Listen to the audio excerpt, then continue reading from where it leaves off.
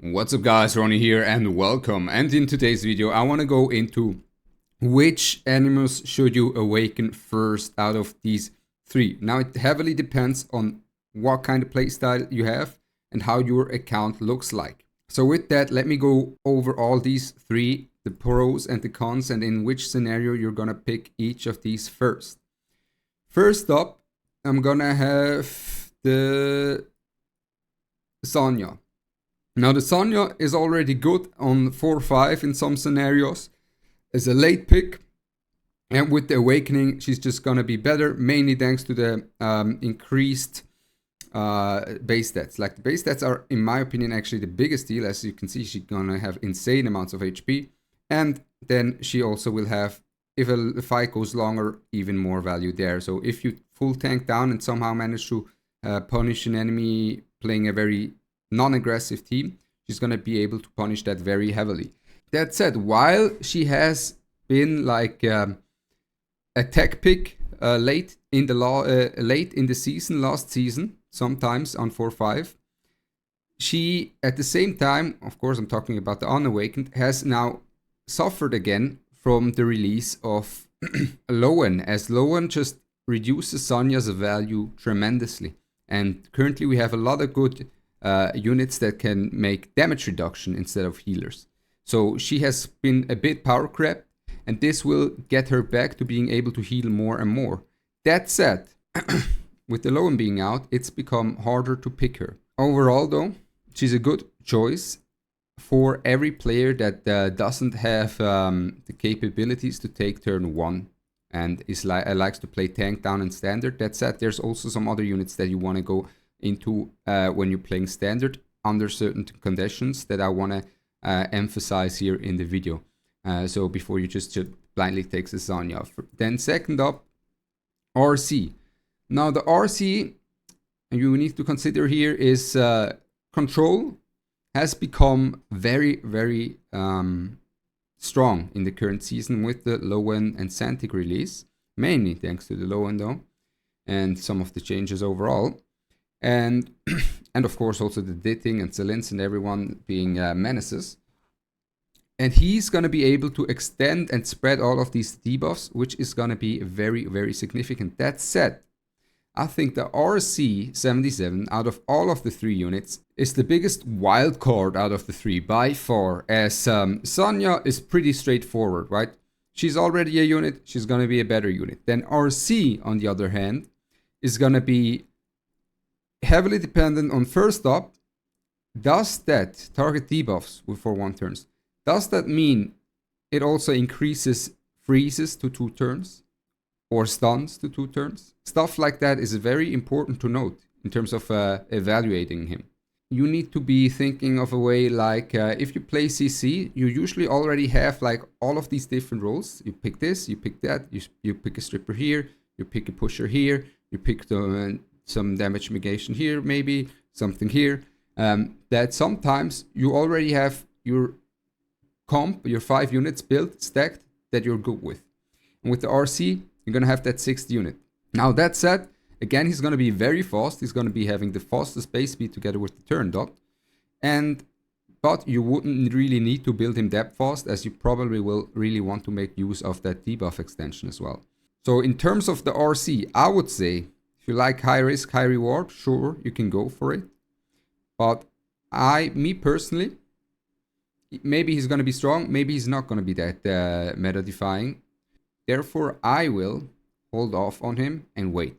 I will just wait and see how others play out with their RC.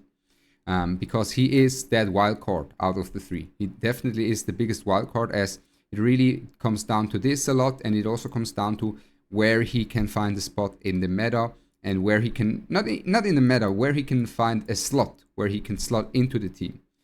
And then we have the Turandot. Now the Turandot, also very strong now with the awakening, as she will not only give you a greater attack buff, greater defense buff, but also only 3 turns cooldowns, by the way, having the highest base speed in the game. She's going to be the #1 pusher speed contester that you can go for, and she's going to enable a lot of stuff. She's going to be super strong.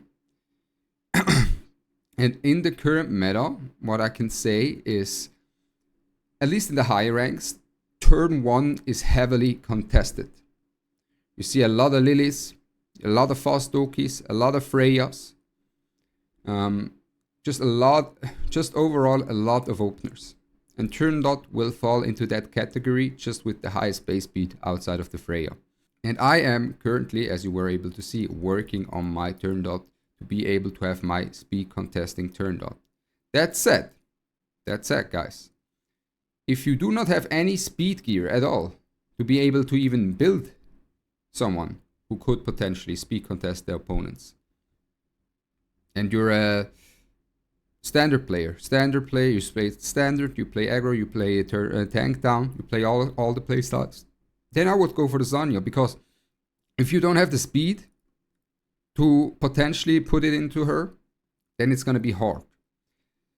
Then on top of that, of course, for turn 1, she's going to be super good as a very fast opener that pushes the entire team, gives a defense buff and an attack buff, which is very impressive, especially the improved versions as well, because a defense buff can usually already negate a lot of damage from an Raymery retaliation. As you're able to see if you play something like a Freya and stuff, you can notice the defense buffs a lot when someone goes and retaliates like the Raymery. Then on top of it, what you also need to consider is probably the speed demons, the turn 1 players, right? The pure cleave, CC cleave players. They're going to be faster and they're probably going to pick her on lock.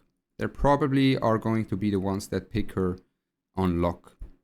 And therefore, it's not guaranteed that you're going to be able to speed contest them, because they might just pick her away. That's also something to consider. That said, what do I go for? Well, I think you already saw it. I am going for the Turandot because I think she's going to be very valuable because of the current meta. Now, of course, the meta could slow down again, depending on the next units that come out. And by then, I will have the Awakening finished, which is a bit of a tough one. It's a bit of a bummer. Maybe they'll make the Awakenings faster soon. But I think she's just going to be good. Also, she can also push back. So if your opponent contests your speed up, like your speed, with just one unit that is fast and wants to push up the rest of his units with that unit, but your Turandot is going to be fast and the rest of your team is faster as well, it's just that one unit that you need to worry about, and the 30% push is not enough for that unit, and you can just push them back with this. You know, you can just push them back, bam, multiple times turn meter by 30%.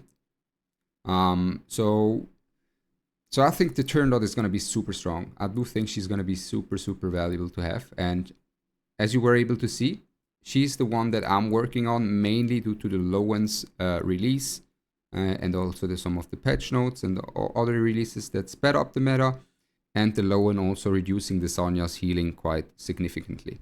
Afterwards, I'll probably still go for the Sonia second, depending on the RC, right? By the time I have my Turandot ready, some players will have their RC ready, and then I will see how strong the RC is, right? Then I will see how good this wildcard really is, and then I can still decide.